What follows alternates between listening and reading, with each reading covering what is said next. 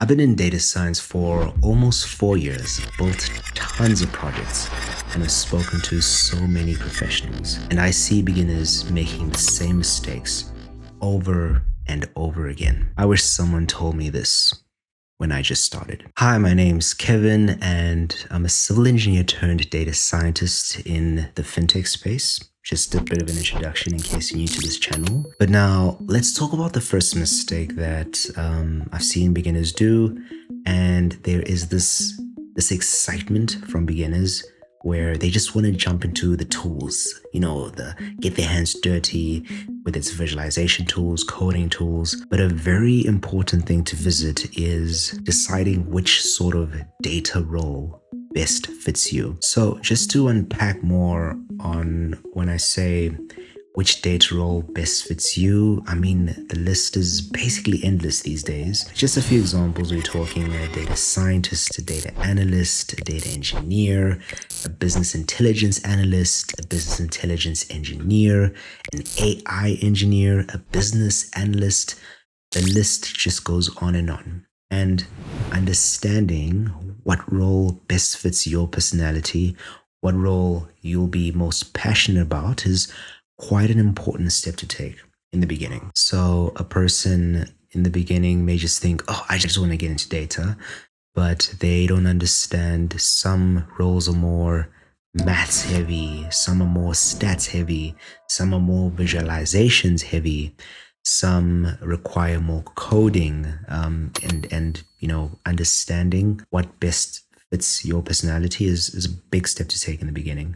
So how I would solve this problem if I was a beginner is just be curious, ask people, DM people on LinkedIn. There are so many professionals out there. Send them a message, say, hey, I really want to break into this field. I'm interested in your position. Can you tell me more? Start a call. Whatever that looks like. A lot will say no, but you'll get that one person that says yes, and you can find out more about this role and see if it fits you. For example, over the years, I've come to learn myself a lot more and where I fit in this data field.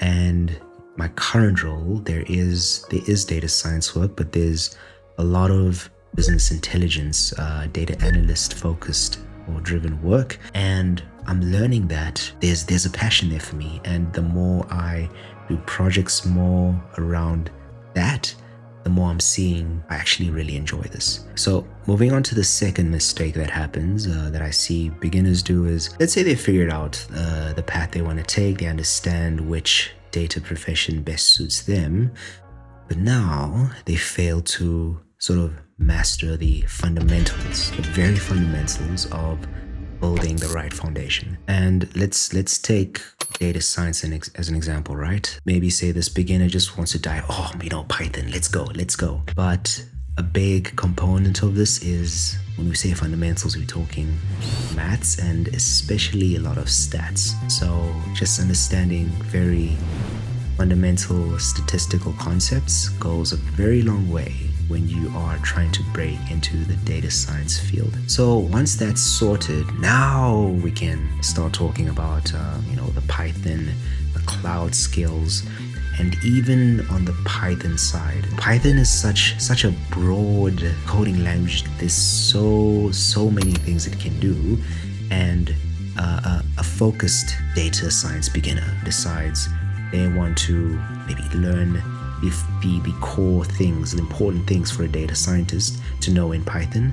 And for example, that would be, pandas library, scikit-learn for machine learning. So even double downing and focusing on the correct libraries, the correct modules within Python can go a very, very long way. I'm just gonna pause right there and say that if you're finding this content valuable, consider hitting the subscribe button, because I'm seeing that a lot of you watching this aren't actually subscribed. So that is just a way of supporting this channel, supporting my journey. And I say thank you in advance. Anyway, let's go to mistake number 3. So now the third mistake I see that beginners do is not knowing their worth in the market. Let's unpack on this thought. So what I actually mean by this is not having a clear picture of, with X number of years experience, this is what my salary bracket should look like, and always keeping that in mind, knowing that if you are underpaid or even severely underpaid, so that you can actually take action if that happens. And this can prove very valuable in you want to join a new company and we're talking about salary negotiations and you motivating why you deserve this sort of salary or should be in this salary bracket. And that is because maybe you have 4 years, 5 years, 6 years experience and you're actually getting paid for someone with 2 years experience. That's the sort of scenarios that we are talking about. But obviously, I think getting in is a different story. So before knowing your worth, just earn your stripes first, right? Just break into the field and not just thinking, oh, I should be getting this amount of money. I would say rather just get that first entry level role, whatever that pay looks like, get your first 2 years of experience, and then you can start talking about now we negotiating our salary. So as a bonus, what I've put on the screen here is, well, if you're in South Africa, what you'll see is, I guess you can call them the top data professionals, the most common ones, but what each of the salary brackets should look like for your years of experience. And if you're in a different country, your country should have something very similar. Maybe a Google search should help with that. But anyways, touching on mistake number 4 I see beginners do is they make Gen AI their captain and not their co-pilot. So what I mean by this is, your tools like ChatGPT, Grok, Claude, Gemini, whatever that looks like, they may rely very heavily on that to just spit out code for them, but not really understanding what the code does, not knowing how to replicate that themselves.